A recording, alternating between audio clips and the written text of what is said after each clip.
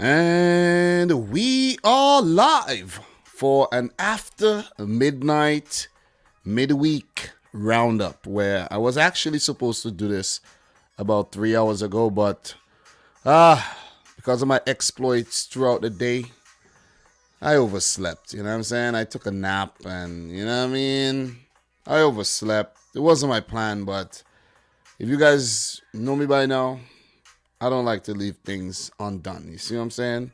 I like to finish things. I like to finish what I got planned. So I planned this live stream for the midweek roundup. We had 6 games for this some Premier League rearranged fixtures. Those matches are completed, so we got to briefly talk about those games before we move on to the next match day. And I have to go live a bit later to talk about the next match day as well. And to be exact, that would be match week 34, match week 34. So it's winding down. We only have about 5 match days left to go and some rearranged fixtures as well. So everything will be talked about. You see what I'm saying? I won't be leaving any match week, left. I won't be leaving any match week out there without talking about it or any rearranged games. So best believe your boy gonna get busy. So big up to everybody in the stream right about now. Appreciate you guys tuning in. For most of you guys, I know you're watching the replay right now. Thank you very much for doing so. So we're just gonna switch to this view. And before we do get into the match reviews where I'm going to talk about the results. I didn't watch all the games, but I watched quite a few of the matches. Congratulations to the new inductees of the English Premier League Hall of Fame. You see that Wayne Rooney, Patrick Vieira, Ian Wright, and Vincent Kompany honored in London. So congrats to those Premier League legends. And we're not going to get too deep into it right now, but you can see Wayne Rooney managing Derby just got relegated. Kompany doing some management over there in Anderlecht. Some coaching, I should say. And Patrick Vieira, the current manager of Crystal Palace. Ian Wright does, a bit of punditry and, stuff out there. Some media. So, yeah, man, congrats to those players. And I'm pretty sure we are looking at some future Premier League legends who will be inducted in the Hall of Fame one of these days. So, guys, let's just take a look at the results, man. Let's get into these matches. And let us start with the game that was played yesterday, the last match for the midweek rearranged fixtures. And that's Burnley 2, Southampton 0. I actually predicted a draw for this one. If I go back to my notes here, I actually predicted a 1-1 draw for Mike Jackson's Burnley. And I have to say, these guys went out there and played with a lot of intent, man. Connor Roberts in the 12th minute. And that was Josh Brownhill with both assists for the goals. And Nathan Collins, after the ball was lofted in, he headed into the back of the net. So 2 new players who just came into the Burnley setup, 2 defenders. They actually got the goods on the day, where Wout Weghorst should have scored as well, but he hit the upright, and it was a wide open goal. He should have actually got a goal on the day. There was a couple of opportunities for Burnley, and I think they deserved the win. I really think they do. But when it was actually 1-0, I think Southampton, they had a few moments where they could have actually pegged things back. I think Romeo had a chance, a clear chance. A few other half chances. But in the second half, though, when Ralph Hasenhuttl made some changes and you had the likes of Che Adams coming on, Che Adams had 2 great opportunities. One was saved by Nick Pope and the other one was blocked by, I think that was, what's his name, man? That guy never scored for Burnley. What's his name there? I'm going to let you know his name. Charlie Taylor with the block. So, Burnley, the players put their bodies on the line. They fought hard, and they got a win. A rare win this season. But the Connor Roberts goal, that was brilliant, man. That ball was going out. It basically curled back in with the left foot. and Nathan Collins with the header. So Burnley are fighting. They're really, really fighting hard to stay up, man. And maybe it was the right decision to sack Sean Dyche after all. Where right now, you would rather be a Burnley fan than an Everton fan, because Everton do have the tougher run-in for the remainder of the season. It is going to be very, very hard for Everton. But we know it's the Premier League. We could see any kind of results. 28 points for Burnley. They play one more game than Everton. And their remaining matches are against Wolves, Watford, Aston Villa. They do play Villa twice. Tottenham and Newcastle. I'm not saying that Burnley are going to go and knock all these games out of the park. I'm not saying that, because Newcastle are very difficult. But on the last match day, they won't really have anything to play for. You see what I'm saying? So Burnley would have everything to play for against all these teams. But the match against Tottenham is going to be the most difficult one, of course. But I think they have beaten Tottenham this season as well. Watford is still fighting to stay up. It's going to be difficult for them. But that is also a 6-pointer, you know what I mean? So Wolves are still trying to get European football. That's going to be hard. So none of these games are going to be a pushover, though, for Burnley. But they do have the better fixtures on paper. But it was a quality performance. I think Southampton pretty absent, and it just shows how inconsistent they have been this season. 6-0 loss to Chelsea, bounced back with a 1-0 win against Arsenal, and now a 2-0 loss against a team in the relegation zone. Just pretty much sum up their season. And if it wasn't for Fraser Forster on the day, who had to pull off some ridiculously good saves, it could have get a bit uglier, man. It really could. They were just not there. I think Jan Valery looked a bit leggy on the day. Lianco himself now coming back from an injury. And the other players weren't really doing well. They just looked a bit lethargic on the day, because when you really look at Southampton, they will be in the Premier League next season. They don't really have a lot to play for. And, for most of the game, they weren't even, competing. So you got to give it to Burnley, man. They went out there, did their thing. I think McNeil and Carney looked very bright, along with Josh Brownhill.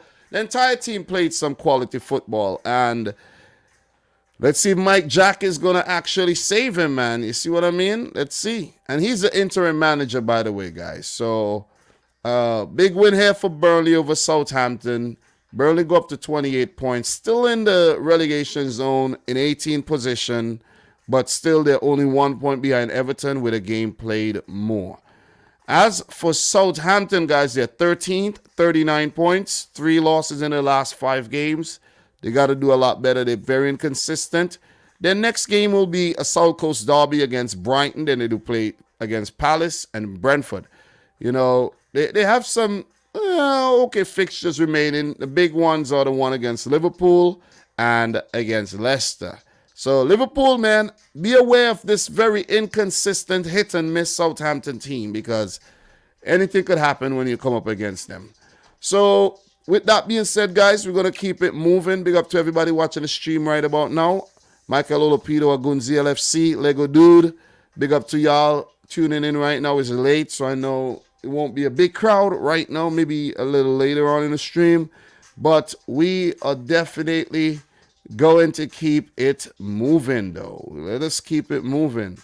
And with that being said, let us talk about the 1-0 win for Newcastle over Crystal Palace. I did actually predict a 2-2 draw, and I think Palace actually deserves something from this game, but they were just unlucky, man. They were really, really unlucky. A lot of attacks, but opportunities put wide, not pounced on. But you got to give Newcastle a lot of credit. They played with a lot of energy, and they got that goal through Miguel Almiron. That was a brilliant goal, man. I'm telling you, that goal was exquisite. Bruno Guimaraes in the mix again. He has become so influential in this Newcastle team with the absence of Kieran Trippier, who was the chief creator for Newcastle. In a little cameo he had before he got injured. But that lofted ball to Miguel Almiron won the header and ran past Tyreek Mitchell, man. he just had more energy and more speed than Tyreek Mitchell. And to put that ball, lofted over to the far post to beat Guaita. And he celebrated like a madman. I'm telling you, took off his shirt, ran in the crowd. After all, it's the first goal for the Paraguayan former Atlanta United player. And it turned out to be the game's only goal. So you got to give it to Miguel Almiron, man. And in the preview, guys, I spoke about the influence of players like Dan Burn, Matt Target, even Chris Wood to a certain extent. You know what I'm saying? Drawing players to him and everything. Bruno Guimaraes. It has been some good signings. The signings have worked out for Eddie Howe. And I think they go on to win a 6th straight or 5th straight home match, which is unprecedented and ridiculous if you ask me, seeing how Newcastle were in so much trouble. They now hit 40 points. They will be in the league next year again, and it's just an amazing recovery, man. I'm telling you. I did find a point tally for points in 2022, and Newcastle are up there, man. Newcastle, I'm pretty sure Newcastle are right up there with Manchester City. 6 consecutive home games, by the way. Correction. The first time since 2004 they've done that, though. So, yeah, I found something with the Premier League table since January 1st. I wonder if the Newcastle are actually second, guys, behind Liverpool in 2022, which is absolutely ridiculous here. Let me show you guys exactly what I'm talking about, and we go back there. Look at this, right? Look at this. That is why I love StreamYard. You could do things like this, but this is the table since January 1st. Maybe 1 or 2 games not included, right? Maybe the Burnley game wasn't included in this because I picked this up early on during the day. But you guys could see here, Liverpool on top. They haven't lost any games in 2022.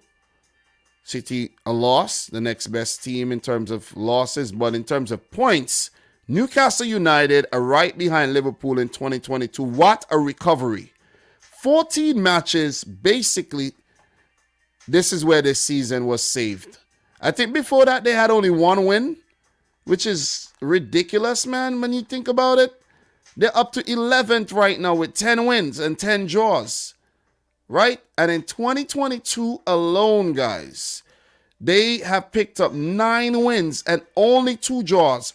So they actually managed to, not draw so many games and manage games a lot better, which is very, very, very good. This is very, very important. And big up to Ron, who says Burnley is going to rally. They're gone. They rally in too late. I don't think so, man. They're not gone yet. They're not gone yet. They have been one of the worst teams in 2022.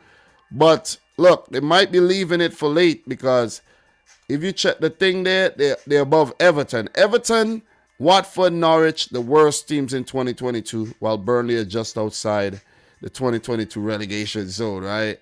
So look at where Chelsea's at, guys. Ninth. Not good at all. Even United are better in 2022 with 6 wins. So, but give it up to Newcastle United, man. They've done very, very well this year. So they deserve a lot of plaudits for that one. So look, not much to talk about this game, but as I mentioned, Crystal Palace, I think they were very unlucky not to get something from this match. They bossed the game in terms of possession, but Newcastle did have more opportunities with 13 for on target, but only 36% of the ball. So after they scored, they were basically on the back foot. Crystal Palace not clinical enough on the day. Guys like Edward, Mateta, Zaha not really troubling the goalkeeper, Martin Dubravka. So big 3 points here for Newcastle as they hit the 40-point mark, which is very, very good. What an achievement by Eddie Howe. And him and Jason Tyndall would now start drawing up plans for how they're going to actually conquer next season. A big up to the boy Ankit in the house, man. Nice to see you. Appreciate you coming through. Everybody in here, Mike Coppish, everybody in here right now, big up to you. Make sure y'all smash up the thumbs up button for the late night live stream roundup for the midweek fixtures. Guys, we're not going to go too deep into all these games. It's 6 games. I'm going to run through this. I got to wake up at 4:20 in the morning or so and go to work. But look, before we do, I like the fact I would like to see a lot of these players in the Newcastle setup next season. Guys like Shelby, I think would be very, very important. Alon Saint-Maximin, he was actually trending for doing a dance move on the field. You know what I'm saying? A couple. I'm like, bro, what are you doing? But it's all, showmanship there by Alon Saint-Maximin, who was bright again on the day. So all positive for Newcastle. 6 home wins on the trot. For Patrick Vieira and Crystal Palace, man, look, they ain't got nothing else to play for. They would stay up. Newcastle go ahead of them with that win because both of them won 37 points, 37 points. But Newcastle, Crystal Palace will be okay. But I think Vieira would be very, pissed off about this. He'll be happy about getting inducted in the Premier League Hall of Fame and all. But in terms of his team and the performances, he won't be happy. That's 3 losses on the trot, guys. 2 in the Premier League and the FA Cup semi-final against Chelsea. And seeing that everybody beating up Chelsea these days, he would be like, damn, that was an opportunity missed. So for Crystal Palace, guys, their next game will be against Leeds United. Then they do face Southampton and Watford. So some pretty good fixtures coming up, even fixtures if you ask me. And in terms of Newcastle United, the high-flying Newcastle United, their next game will be against Norwich City. So expect them to win that one too. And they do have a home affair against Liverpool. Could they go 7 home wins on the trot? Guys, I think it's going to be tricky for them to actually beat Liverpool. But you never know, man. Newcastle fans dream. Manchester City fans hope. And then Newcastle do take on City at the Etihad before they face Arsenal and finish off the season against Burnley, who would have every single thing to play for. So that'll be it for this one. We're going to keep it moving. Big up to everybody watching the stream right about now. Bringing you some late night energy. All right. So, guys, the next game that I want to talk about, man, Everton won, Leicester City won, and we had Harvey Barnes with an early goal, scrappy goal, but early goal nevertheless to give Leicester the impetus in this game. They had to defend for the rest of the match because I think Everton were the more dominant of the two teams, and I think Everton got a deserved equalizer in the end, another scrappy goal, pretty similar to the Leicester City goal, and they get a point. Frank Lampard and his boys get a point. I think it was deserved because Richarlison had opportunities. He had a lot of opportunities, and he didn't take his opportunities. I remember a clear opportunity maybe about 10 minutes after the Harvey Barnes goal, and this dude put the ball wide, man. So if they had lost this game, they would have had themselves to blame. They really would have had themselves to blame. I did mention in the preview that Maddison would be a player to watch. He was given king of the match. But look, I think after Leicester scored, they weren't so good in the game at all. It was mostly all Everton. Leicester had a few opportunities, a few look-ins after that goal. Not a lot of clear-cut chances. 11 shots, 3 on target. They had 64% of the ball, but Everton did have 13 shots, 3 on target with only 36%. So I think Everton, they look more threatening going forward. And as I mentioned, I'm happy for them. I'm happy they got the point. I'm really happy they got the point. To be honest, I don't want them to go down, you know what I mean? And I think it was some changes that were made later on in the game when Dele Alli was brought on and Solomon Rondon. These guys actually changed the game in favor of Everton to get that equalizer. So for Leicester, look, it's a game they would feel they should have won, seeing that they scored early and they held on to the lead for so long. It took a late extra time goal to actually salvage a point here for Everton. And Leicester have been very inconsistent lately, though, barring what they're doing in the Europa Conference League, because they're in the semi-final. They will play against Mourinho's Roma.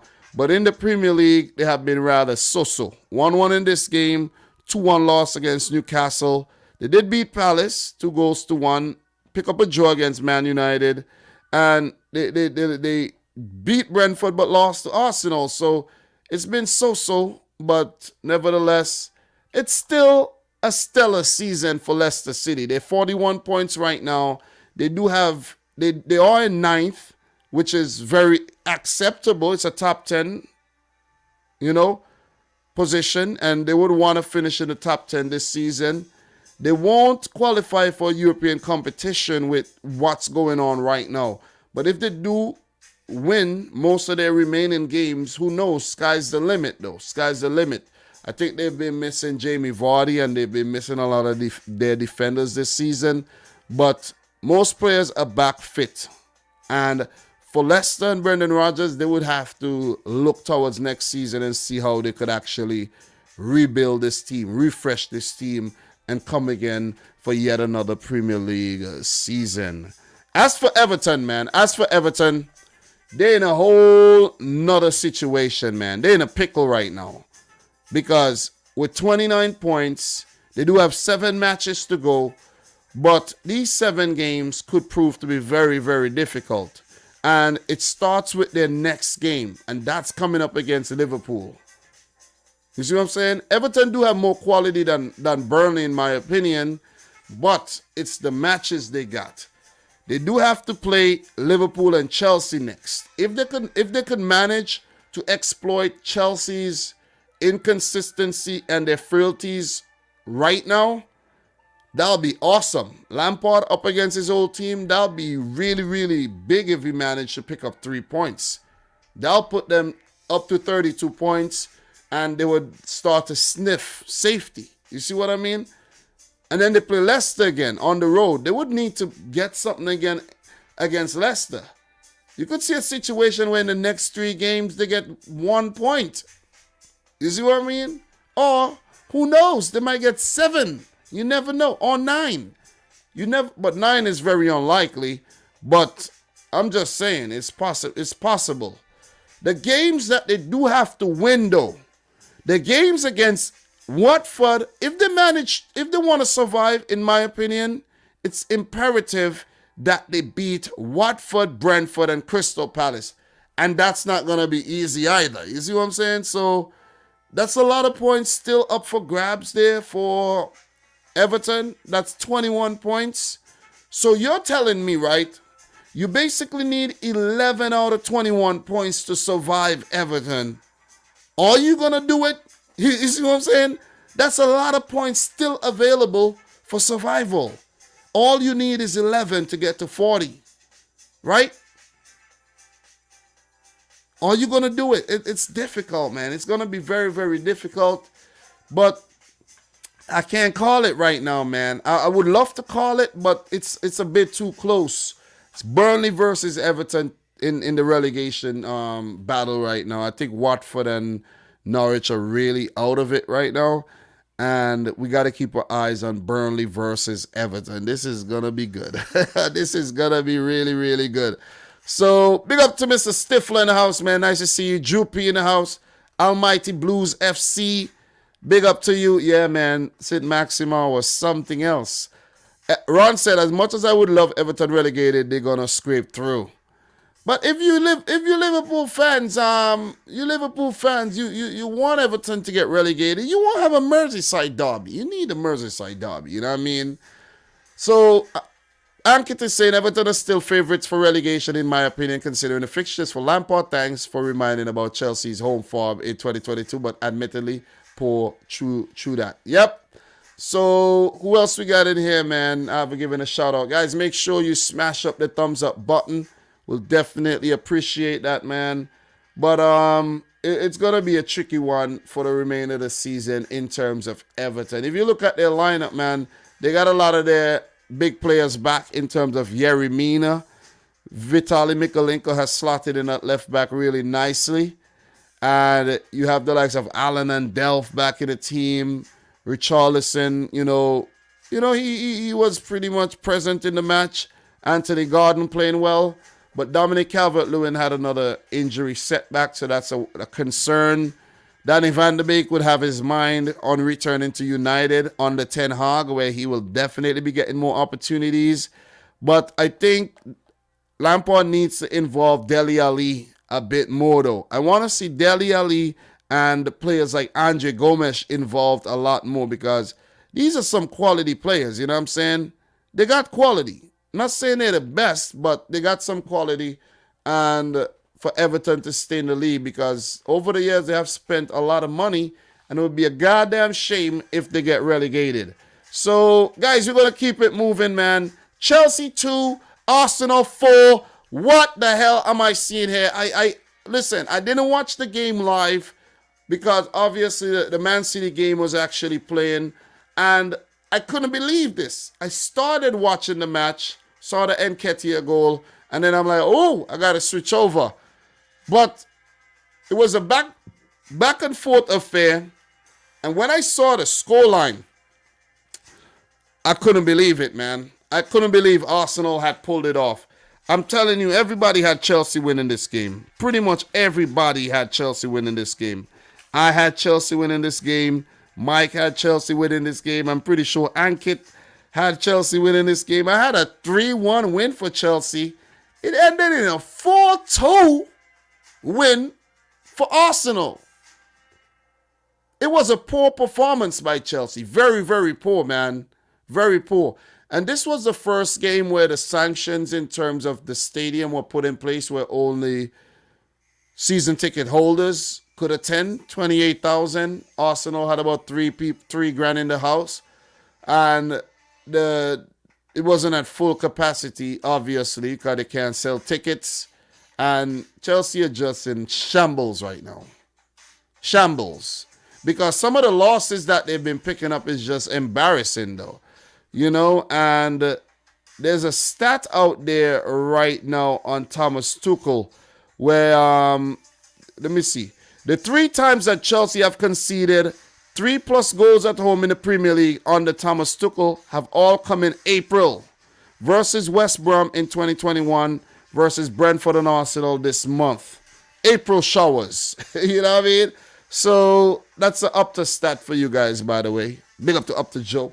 But it ain't looking good, man. It ain't looking good. Also, guys, it ain't looking good for Reece James at all, because his house was burglarized as well. But a man has been arrested, in that incident. So at least Reece James gonna get a little justice, but maybe he won't get his stuff back. So that is something that, fresh in the news there. But in terms of the football, guys, Eddie Nketiah, man. Eddie Nketiah, the 13th minute goal. Andreas Christensen with the miss kick, the pass scuffed up. And Nketiah, who's been given an opportunity in the last couple games because of Lacazette's illness, definitely is showing his manager that you should have been playing me all along.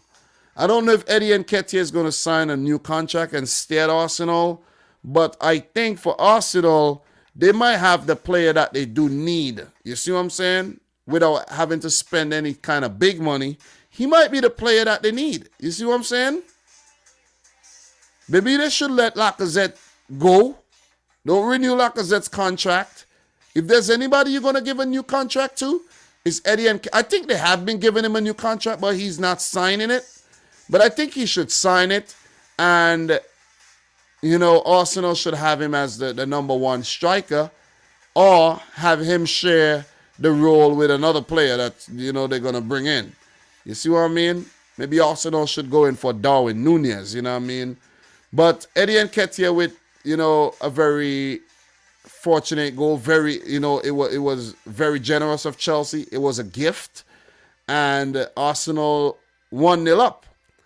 And Timo Werner equalized 4 minutes later. And I have to say, That was very fortuitous by for Timo Werner. That was not a great shot at all.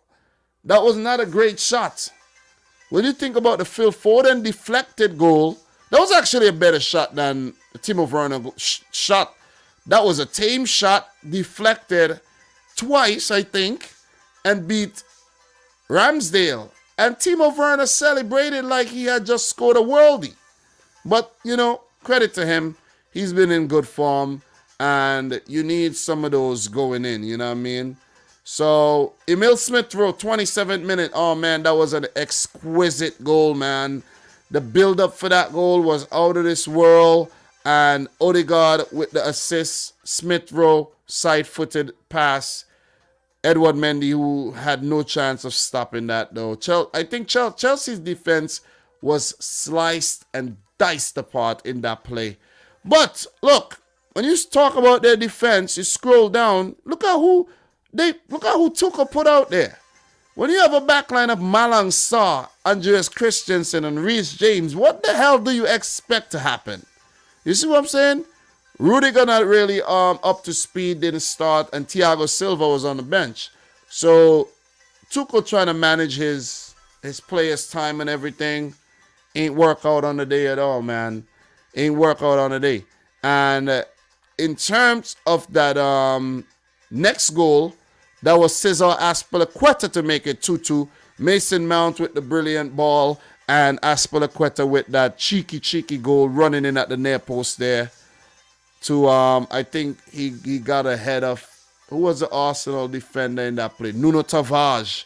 So 2-2, game on going into the second half.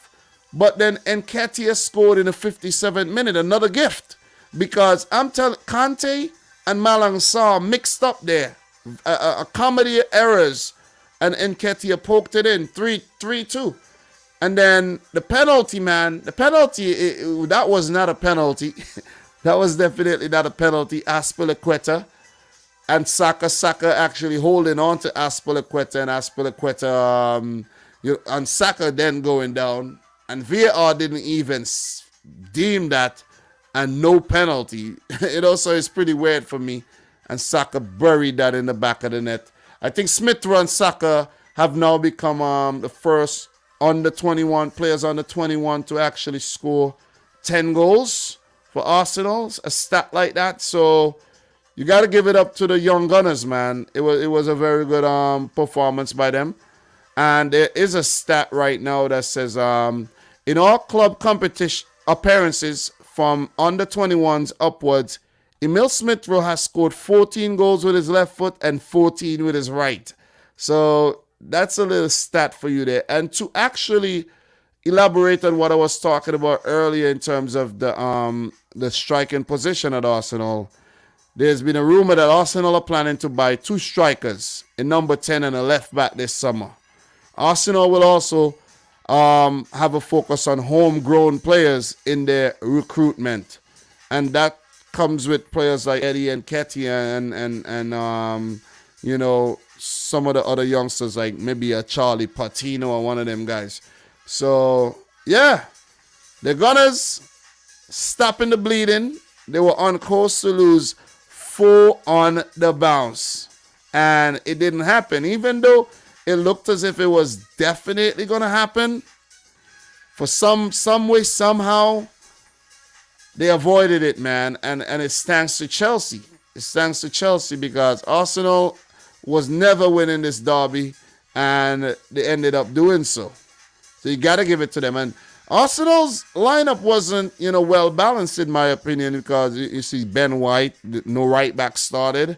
Rob Holding started the game. So Arteta got to a point where he just said, man, listen, let me try something, man. He got guys like Holding, give him an opportunity. And look, it worked out, man. It really, really worked out. And even in the build-up, the preview, I mentioned the fact that why is he scared to play? Why you don't want to give El Neni an opportunity? El Neni is solid, I think. El Neni, whenever he gets his opportunities, he puts his best effort out there. And look, you see? Look, Lokanga on the bench, El Neni from the start, and results. You might see El Neni in the next 11 as well. Lacazette, Martinelli, and Cedric Suarez did get a run off the bench. For Chelsea, Thiago Silva, Hakim Ziyech, and Kai Havertz off the bench there. Maybe these guys should have been in the starting 11, and it could have been a better result for Thomas Tuchel and for Chelsea. So Chelsea are in jeopardy of get drawn into the top 4 scrap as well right now, because they have 62 points, both Arsenal and Tottenham with 57, right? So you have United with 54 points. They might be out of the race, but you can't count them out because Arsenal and Tottenham are pretty inconsistent right now. So, yeah, and Chelsea too. I wouldn't mind a 4-way race for 2 spots for the Champions League places at all. So that kind of rhyme, right? That kind of rhyme. Well put together rhyme there. Bars, if you ask me. So another setback for Chelsea, man. They say it looking good, guys. Your home form has been very, very terrible. You lost to Real Madrid. You lost to Brentford and now Arsenal with how many goals scored? 11 across those 3 games? Nah, that ain't good enough, man. That ain't good enough. Got knocked out of the Champions League after bleeding 3-0. Chelsea fans, man, where you at? Where you at, man? Stop hiding. Another big talking point before I do move on from this one. Big boy Romelu Lukaku started the game and did absolutely jack shit. You see what I'm saying? Nothing he did in this game. You got to step your game up, man. You got to step your game up. I think, they might actually have to cash in. Anybody who wants Lukaku, 50 mil. We're going to have to cut our losses here. It wasn't even our money. You see what I'm saying? New owners, we'll take 50 mil. You see what I'm saying? Go back to Inter where you want to be or something, because it ain't it over here for you at all. It's not it. It's not it. But big up to everybody who just tuned into the stream, man. Appreciate it. Guys, we're not planning to be here all night, so we're definitely going to keep it moving. For Chelsea, their next game is against West Ham, a London derby. Then they do play United. These next 2 games are going to be tough. One's at Stamford Bridge, so they have to watch themselves against West Ham there. But their next games are very, very, the rest of the season is going to be very interesting, man. You know what I mean? Expect a few more losses in there. So in terms of the Gunners, who's back in terms of their Champions League fight, or they fight for Champions League, where it seems like the North London derby would be the separator between Tottenham and Arsenal. Arsenal face United next, then West Ham. Okay, this is good. This is good. Followed by Leeds, then Tottenham. Newcastle finishing off the season against Everton. So all the best to both teams on their quest to finish off the season strongly. And let's see who's going to be in the Champions League spots for next season. So with that being said, guys, we are going to keep it moving. And we are going to move on to the next game. Manchester City 3, Brighton and Hove Albion 0. My team. Yeah, baby. Yeah, baby. Yeah. I must admit, it was kind of frustrating watching this game. First half, 0-0. Liverpool fans absolutely buoyant, happy. And they're hopeful at halftime that City are going to drop points. They decked out in their blue and white, cheering Brighton, of course. Maybe most Liverpool fans actually knew that we were going to beat Brighton, because in 9 previous Premier League matches, Man City only lost once. And that's last season after the title was already won. You know what I'm saying? And we were down to 10 men. Brighton came back from a 2-0 deficit to win 3-2. Was it going to happen today? Well, on the day. Because Mahrez, very fortuitous goal in the 53rd minute. City on the counter. De Bruyne involved. And very scrappy goal. Bounce off of a couple defenders. And Mahrez with the last say deflected pass Robert Sanchez. I think City were very unlucky not to get something in the first half. a few opportunities, and they were foiled. But, the boys kept their poise about them and came back in the second half. Pep gave his talk during the halftime break, told them what they needed to do. And I was so relieved when this ball went in. Phil Foden, 65th minute. Morris with the assist. That was from a corner. And you had Phil Foden taking a shot from distance, and it deflected past Robert Sanchez. And this is why I say you have to take shots.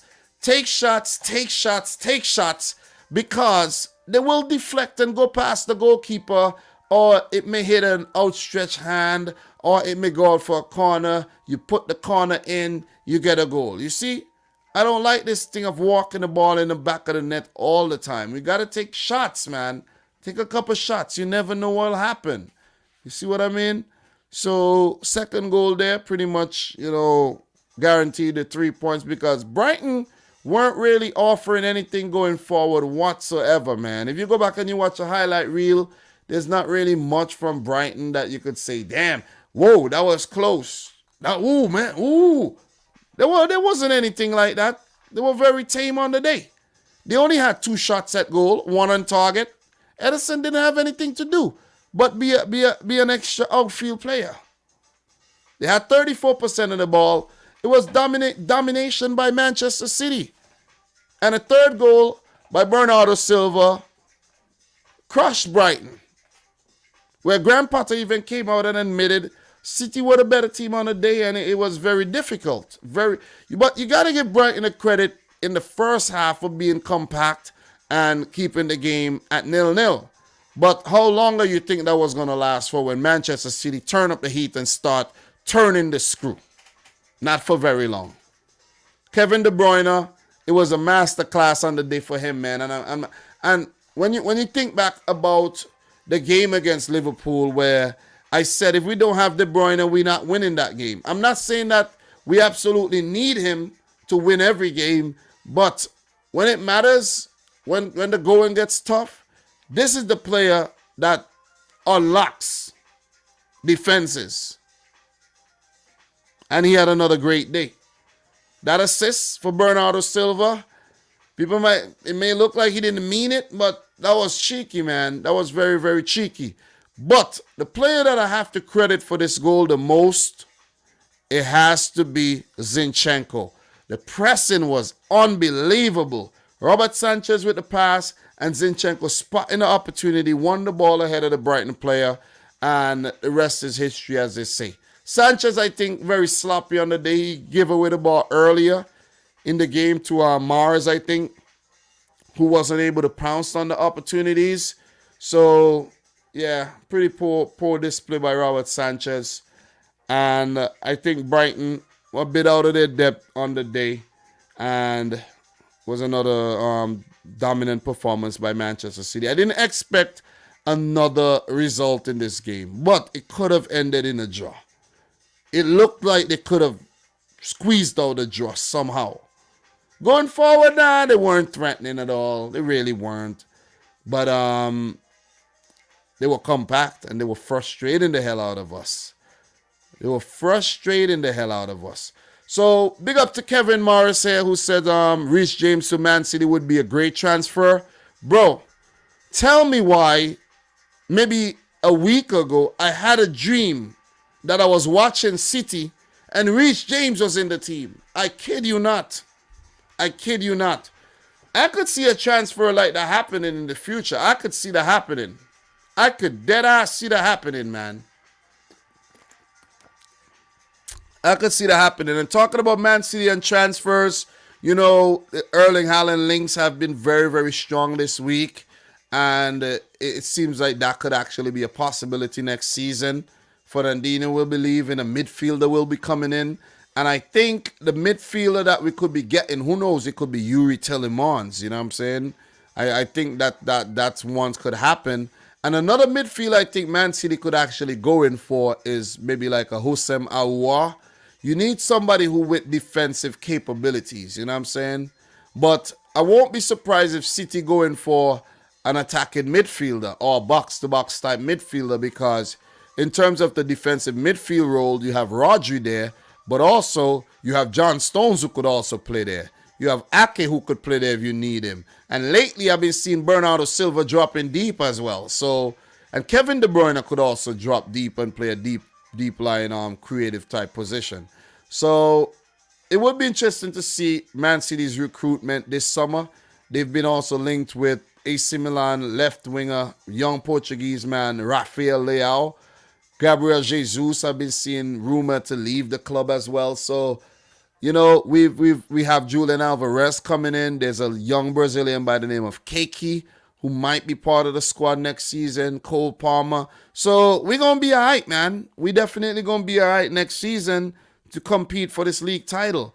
So look, not much more to actually talk about, and I like the fact that there's a few negatives that happened in the game with the fact that a couple players had to go off injured. That was John Stones had to go off injured there. John Stones, I think later on in the game, if I'm not mistaken. That was somebody went off injured. That was Ake who went off injured. I think Stones did go off. Yep, Stones did go off with a little niggle as well. So Stones and Ake went off. I think Ake has been very good lately.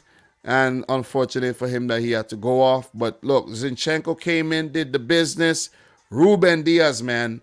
But look, what I really like is when Ake went off and Ruben Diaz came on, and then João Cancelo went from he went from right back to left back. And then John Stones just moved over to right back. It just shows the versatility of the team, you know what I'm saying? I thought Laporte would have actually went over to left back, but no, it wasn't. So it's nice to see Ruben Diaz back on the team. And then when John Stones went off, João Cancelo went back over to right back. That is why you got to give him praises, man. João Cancelo could play left back, right back. He has the most shots taken for a defender this season. So João Cancelo deserves a lot more credit than he gets. But another dominant performance by City. Jesus did come on late in the match there as well. No Grealish, no Sterling on the day. But, you know, these guys will get their opportunities. Another solid game for Foden, proven to be a match winner. Kevin De Bruyne, of course. Gundogan looked sharp during this match as well. And it was another good performance by City, who do have Watford coming up next. And we know when it comes to Man City versus Watford is a one-sided affair. As one-sided as affairs gets, it's City versus Watford. And that would be at the Etihad, so it makes it even better for Man City, who might look to rotate. This game is coming up tomorrow, but not rotate too heavily. That's why the likes of, it's important that Sterling, Grealish, these guys might come in. You see what I mean? Maybe a Jesus from the start, so that you could give other players a rest. Ruben Diaz will get a rest. You know, Kyle Walker is still out. The Real Madrid game's coming up. Cancelo is going to be out. I think we're going to have a conundrum on our hands here. Potentially a conundrum for this semi-final first leg here. Because Kyle Walker is struggling with injury right now. Ake is struggling with some injury problems. Cancelo is suspended, and Stones is struggling with some. So that's Walker, Ake, Stones, Cancelo could all be out, which means Zinchenko will definitely be starting this game. Then we're gonna have Laporte and Diaz at the back, and we might see one of the youngsters slotting in there, maybe an Mbete or an Egan Riley. I think Egan Riley is his name. You might see one of them players stepping in there. We might see a youngster at right back, or who knows, it might be Fernandinho, or Walker might just be fit and not be in risk right now. You see what I'm saying? So let us see, man. Let us see how the first leg of the Champions League go.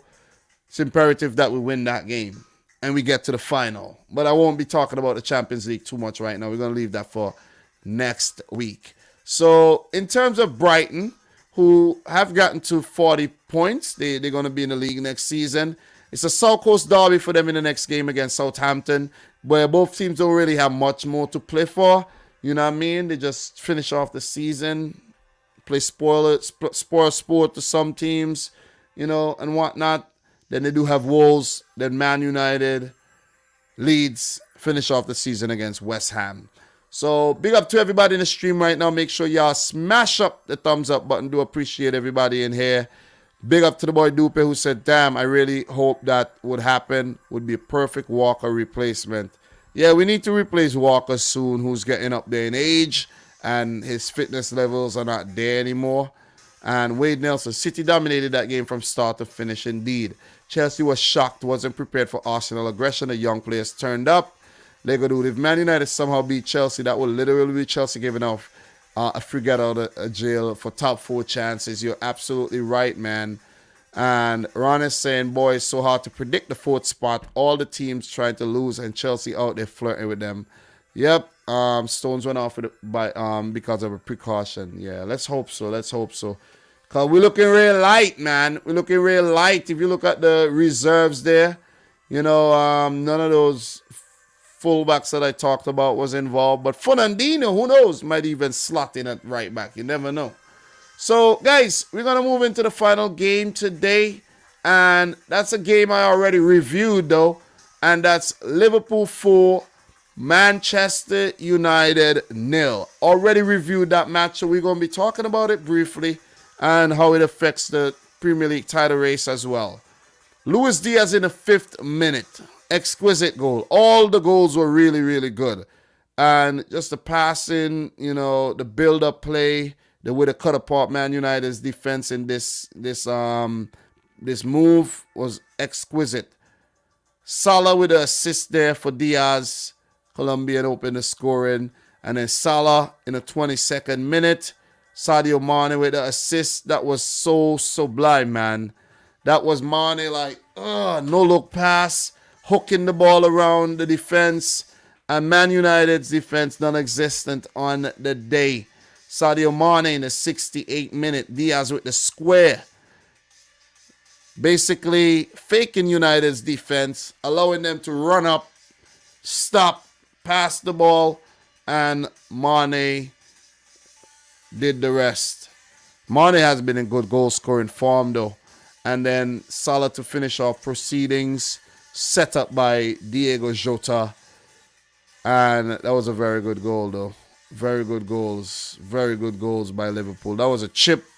Slight touch there by Wan-Bissaka. Went over De Gea, who didn't really have much to do on the day because when Liverpool had their opportunities, they were very, very clinical, man. Very clinical on the day. United completely and utterly embarrassed on the eve of their announcement of a new manager, Erik ten Hag. Eric, I think that might actually be a better topic to talk about right now because I talked about this game already and look, why rub salt in the wound? Do you see what I mean? Look, when you look at their lineups here, guys, the United that United put up, man, the lineup that United put up is just horrible. Lindelof, Phil Jones, and Maguire at the back is just a recipe for complete disaster. Paul Pogba had to go off early. You had Dalot and Wan-Bissaka playing, Matic. These guys, you know what I mean? Like, come on. This has to be one of the worst Man United's 11s ever fielded in the history of Manchester United in the Premier League era. Bruno Fernandes was playing deep for most of the game. Didn't have a shot off at goal. Marcus Rashford was absolutely horrible on the day. His first touch was non-existent. Anthony Ilanga is one of the players that actually looked very good on the day, you know what I'm saying? Sancho came on, had a little bright, second half there. But Jesse Lingard, man, he was horrible. He was horrible. And the thing is, I don't understand why when Lingard had a stint at West Ham, just let the dude go.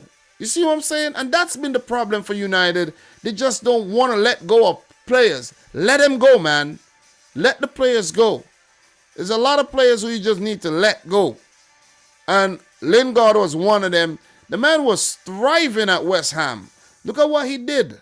was like, Jesus, Lord, what has gotten into this guy? And they didn't allow him. If I was Jesse Lingard, I would have pushed like with all my might. But it's Lingard's fault at the same time because for some reason, he thought he had a chance. He thought he had a chance. He ain't got no chance at United.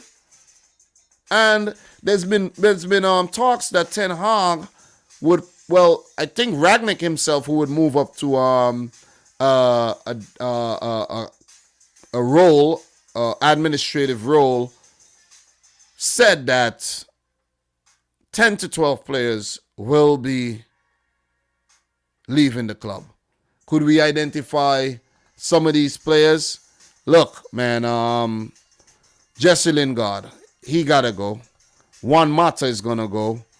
I actually think Dean Henderson should look to leave to get regular football. I'm sorry, I feel bad for him. I feel really bad for him. Had a great season at Sheffield United. Went back to United thinking that, he was delusional. He thought that he was going to get a number one position.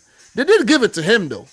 To be fair, Solskjaer did thrust him into that position, but they weren't performing well. They had to put back De Gea there.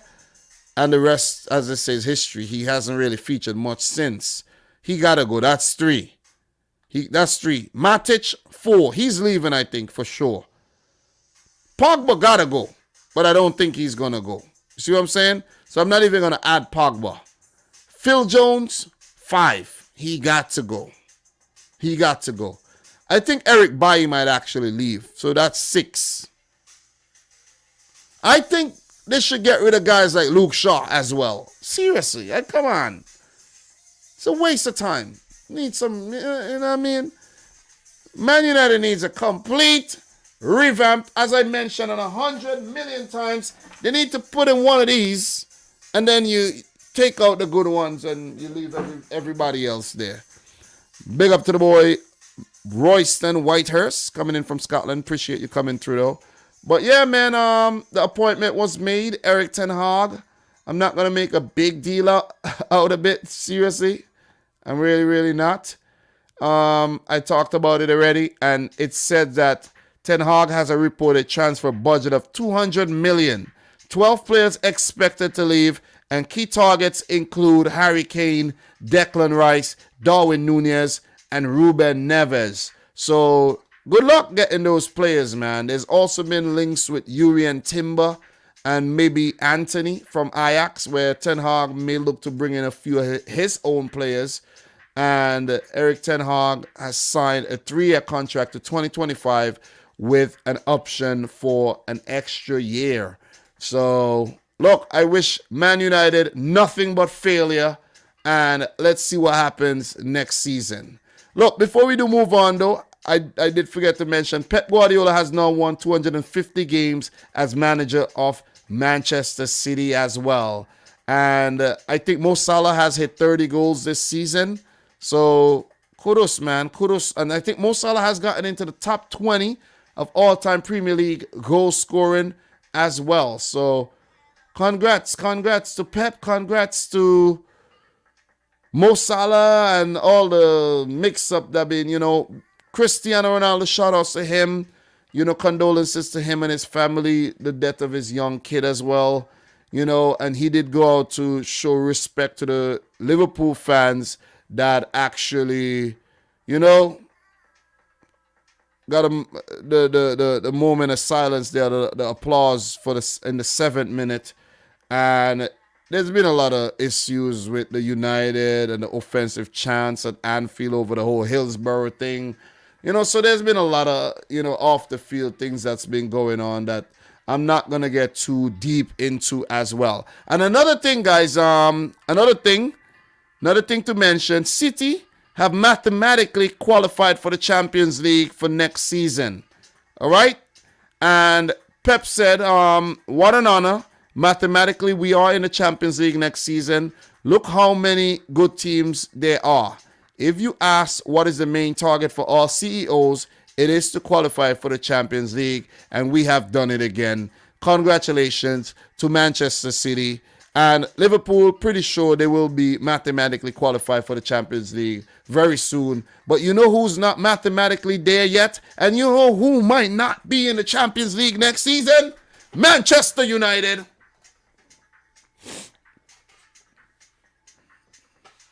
And it would be ideal for Ten Hag not to be in the Champions League. Way too much pressure. But guys, look, man, look. It's been a good one. Look, it's been a really, really good one. I don't plan to go super long tonight. Let's just take a look at the table. That's it. For Liverpool, they do face Everton in their next game. And for Man United, I think their next game is against Arsenal. So it ain't going to be easy for them at all. It ain't definitely going to be easy for United. That's a widow Arsenal. Then they do face Chelsea and a tricky Brentford. But for Liverpool, they play against Everton before they face Villarreal in the first leg at home in the Champions League semi-finals. So, look, the games that we got to actually look at for Liverpool, all the games, but look, the match that's coming up against Tottenham, ooh, man, that one is going to be one to really pay attention to. That one against Tottenham, you know.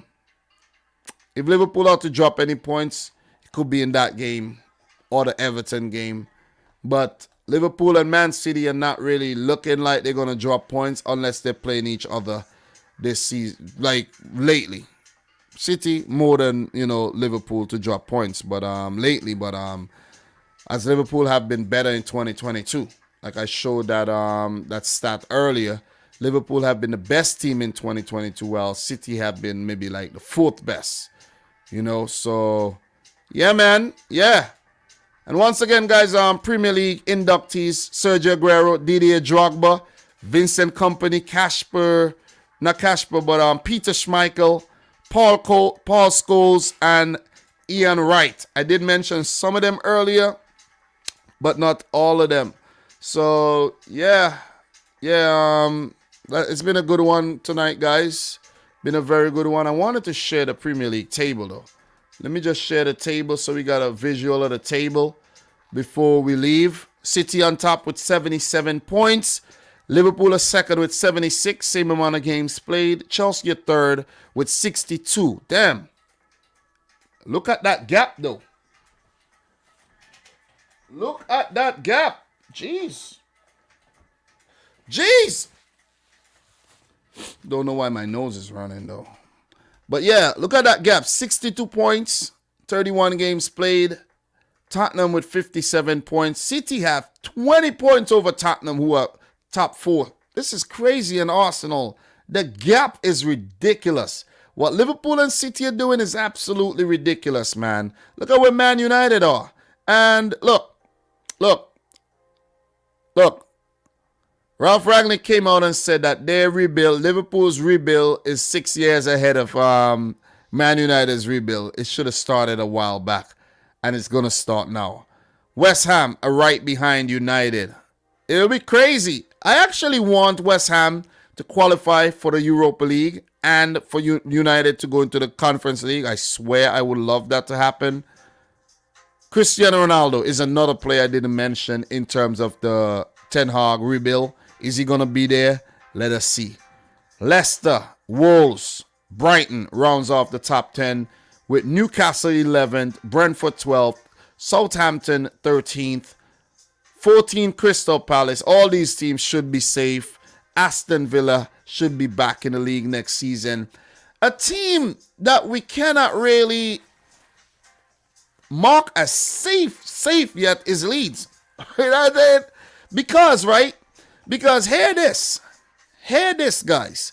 What if Everton and Burnley continue to pick up points and Leeds go back into a slump? If Leeds go back into a slump and let's say Everton win, Burnley win, but Leeds lose their next game, then we have a freaking tricky situation on our hands here, where Leeds would be brought back into the relegation scrap.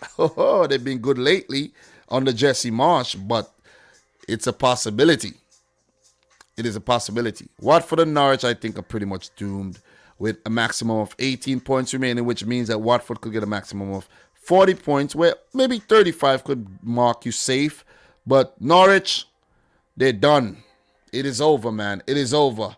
So, yeah, guys, about to get on out of here. Appreciate everybody who tuned in. It's late. It's 1:30. If I go to sleep now, I could get 3 hours sleep. You know what I'm saying? I had some hours earlier, but I could get at least 3 to 2.5 to 3 hours sleep if I head on out of here right now. So it's not going to be a super long live stream. 6 games to review.